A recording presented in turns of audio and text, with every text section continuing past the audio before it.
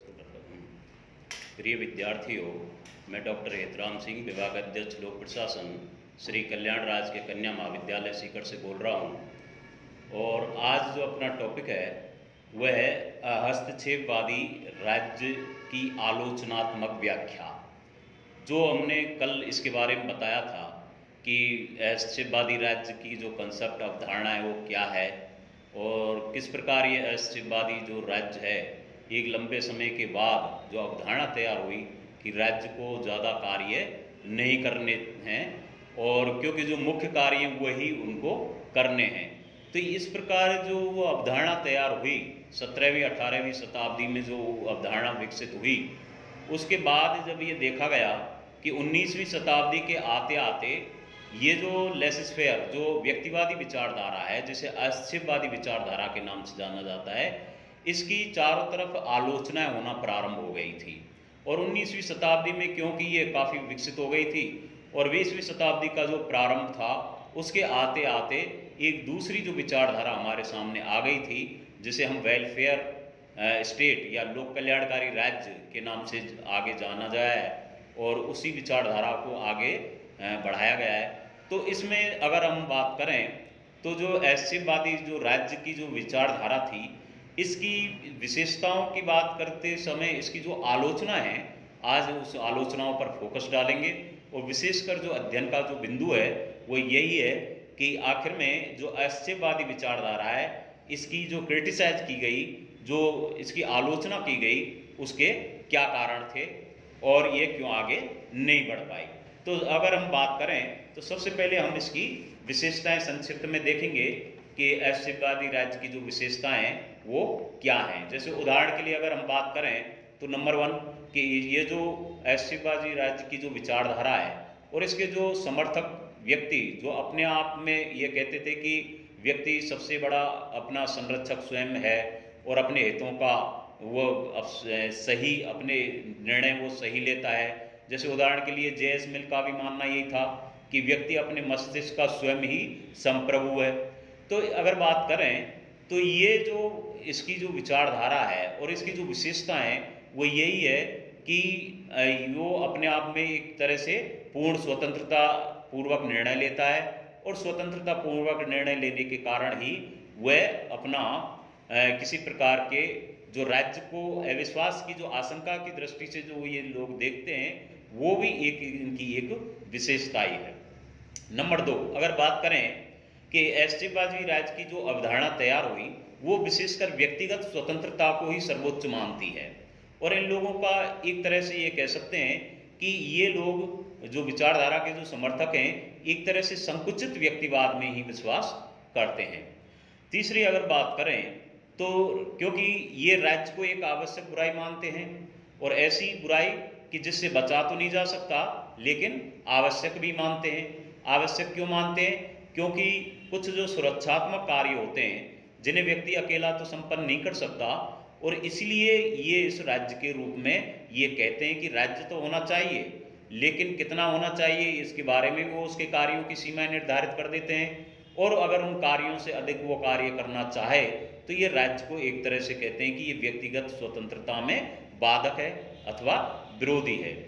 तो ये अगर बात करें तो स्वतंत्रता में राज्य को एक विरोधी या बाधक के रूप में भी इनकी एक विशेषता मानी गई है। नंबर 4 अगर बात करें तो हस्तक्षेपवादी विचारक जो अपने राज्य के प्रति इनका जो नकारात्मक दृष्टिकोण है उस दृष्टिकोण को प्रस्तुत करते हैं, जिसमें ये कहते हैं कि राज्य को अधिक कार्य नहीं करने चाहिए और राज्य से अधिक कार्यों की अपेक्षा भी आम जनता को नहीं रखनी चाहिए। तो कुल मिला के अगर बात करें तो इनका कहना है कि राज्य अधिक कार्य ना करे बल्कि कम से कम कार्य करे। इसी में नंबर 5 जो विशेषता है इसके बारे में बात करें तो इनका कहना है कि हस्तक्षेपवादी राज्य की जो अवधारणा है वो आधुनिक जो लोक कल्याणकारी राज्य है उससे बिल्कुल ही भिन्न है। क्यों कि ये जो अवधारणा है ये लोकतंत्र जो डेमोक्रेटिक सोसाइटियां हैं उन डेमोक्रेटिक सोसाइटियों से कोई मेल नहीं खाती, क्योंकि लोक कल्याणकारी राज्य है वो तो अपने लोकतंत्र में जनता को सर्वोपरि मानते हुए और जनता के हितों को ही सर्वोपरि मानते हुए लोक कल्याणकारी विचारधारा हमेशा उनके हितों की पूर्ति करते हैं। लेकिन जो ऐसेवादी, जो व्यक्तिवादी विचारधारा है, ये हमेशा व्यक्ति स्वयं के लिए और सर्वोच्च जो माना गया है वो स्वयं का हित ही इनके लिए सर्वोपरि है। नंबर अगर बात करें पॉइंट नंबर 6 में, जैसा कि इसकी जो बात है वो है कि ऐसेवादी जो विचारक हैं ये कार्यों को वैसे तो दो भागों में बांटते हैं। जैसे मान लो इनका कार्य है कि जिनका जो प्रभाव है वो एक कार्य इनका खुद व्यक्ति तक ही सीमित है, और दूसरे इनका जो कार्य है वो इनका जो समाज पर जो प्रभाव डालते हैं, और समाज पर प्रभाव डालने के कारण इनका व्यक्तियों का जो विचार है वो मानव जीवन में तभी हस्तक्षेप करना चाहिए जबकि व्यक्ति के कार्यों का दूसरों पर प्रतिकूल प्रभाव ना पड़ता हो। तो कुल मिलाकर अगर हम बात करें तो ये कहा जा सकता है कि इस जो विचारधारा की जो विशेषताएं हैं, ये विशेषताएं एक प्रकार से व्यक्तिवाद को ही सर्वोच्च मानती हैं, और इनका कहना है कि राज्य को कम से कम कार्य करना चाहिए। अब उदाहरण के लिए अगर हम बात करें तो जॉन स्टुअर्ट मिल ने लिखा है और उन्होंने कहा भी था कि एक सभ्य समाज में किसी व्यक्ति पर उसकी इच्छा के विरुद्ध सत्ता का प्रयोग केवल एक ही उद्देश्य से किया जाना चाहिए, और वह है दूसरों को हानि से बचाना। तो कुल मिलाकर जो है इस मिल का जो विचार था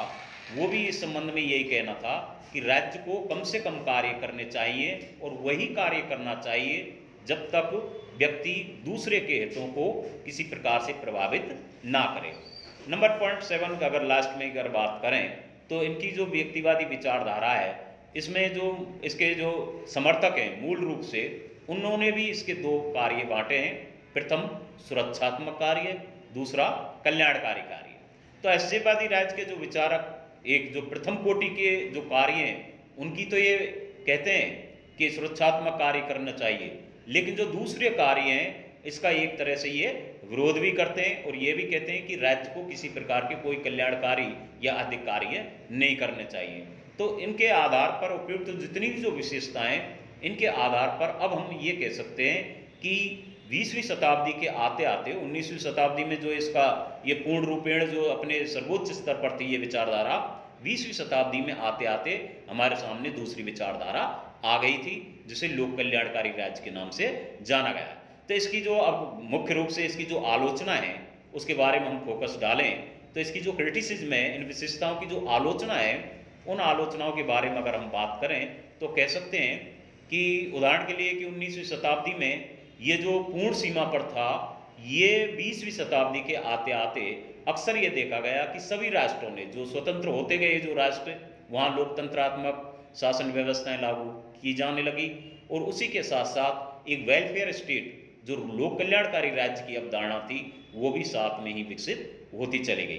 तो इसकी जो बुराई है या इसके जो सिद्धांत के जो समर्थन में जो तर्क दिए गए हैं, उन तर्कों की हम निम्न प्रकार से एक तरह से आलोचना भी कर सकते हैं। जैसे उदाहरण के लिए बात करें,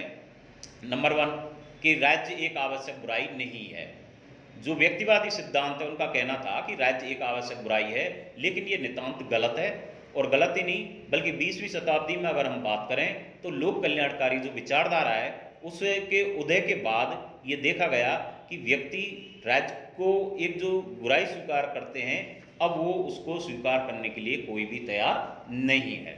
साथ ही अगर बात करें नंबर 2, कानून मनुष्य की स्वतंत्रता को सीमित कभी नहीं करता। इनका जो कहना है कि व्यक्तिवादियों का जो कहना था कि कानून होंगे वो उसके द्वारा प्रवर्तित का मनुष्य की स्वतंत्रता को सीमित कर देते हैं, लेकिन ये धारणा बिल्कुल ही मिथ्या है सर्वथा, और इसकी आलोचना ही की जा सकती है। क्यों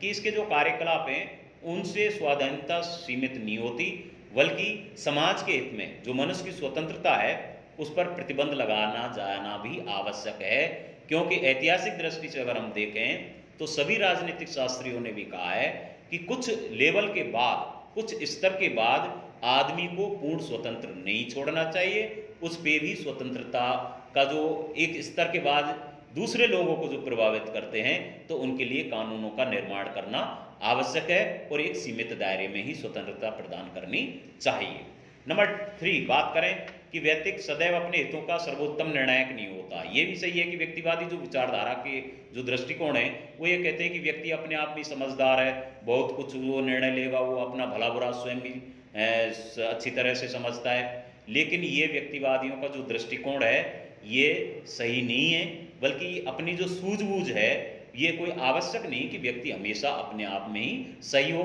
क्यों कि कई बार एक मस्तिष्क से जो अनेक मस्तिष्क होते हैं वो अपना निर्णय उस व्यक्ति के बारे में भी सही निर्णय लेते हैं। पॉइंट नंबर 4, अगर बात करें योग्यतम की विजय का सिद्धांत, ये भी नितांत अव्यावहारिक है। क्यों कि ये जो सिद्धांत है और हर्बर्ट स्पेंसर ने जो कहा कि योग्यता की विजय होगी, ये तर्क आज के टाइम में नितांत भ्रामक और अमानवीय है, क्योंकि ये जो पशु जगत का जो सिद्धांत है ये कभी भी मानव जगत पर लागू नहीं किया जा सकता, और क्यों कि ये अमानवीय और अनर्थकारी ही सिद्ध होता है। नंबर पॉइंट 5, अगर बात करें कि राज्य की असफलता का जो तर्क है ये भी असत्य है, क्योंकि व्यक्तिवादियों की जो धारणा थी कि अतीत में देखा है कि हमारे अनुभव में राज्य हमेशा अयोग्य रहा है, असफल रहा है, लेकिन ये गलत रहा है। क्योंकि इतिहास में अगर हम बात करें देखें तो राज्य नामक जो संस्था है वह हमेशा इन्होंने मानव के कल्याण के लिए ही कार्य किए हैं, और अनेक इस प्रकार के हमारे सामने उदाहरण हैं कि अनगिनत सफलताएं जो अर्जित की हैं ये मानव के कल्याण के लिए राज्य के अंतर्गत ही की हैं। लास्ट में अगर हम बात करें तो आर्थिक स्वतंत्रता शोषण की व्यवस्था को प्रोत्साहन देती, ये भी गलत है, क्योंकि व्यक्तिवादियों का जो ये तर्क है ये बिल्कुल ही गले नहीं उतरता। और क्योंकि कई राज्यों में अगर हम बात करें तो कई क्षेत्रों में हस्तक्षेप की जो बात है कि व्यावसायिक और आर्थिक क्षेत्र में मानव के शोषण की प्रक्रिया, ऐसा कुछ नहीं है, बल्कि वर्तमान समय में यह देखा गया है कि अधिकांश राज्यों ने अपनी जो गरीब जनता थी, निर्बल असहाय व्यक्ति हैं, उनके विकास के लिए कार्य किए, उनकी विकासात्मक योजनाओं का उन्होंने क्रियान्वित किया है, और समय समय पर उनको लागू करते समय उनको अच्छी तरह से आम जनता के हितों को साधते हुए उन्होंने आगे कार्य किया है। धन्यवाद।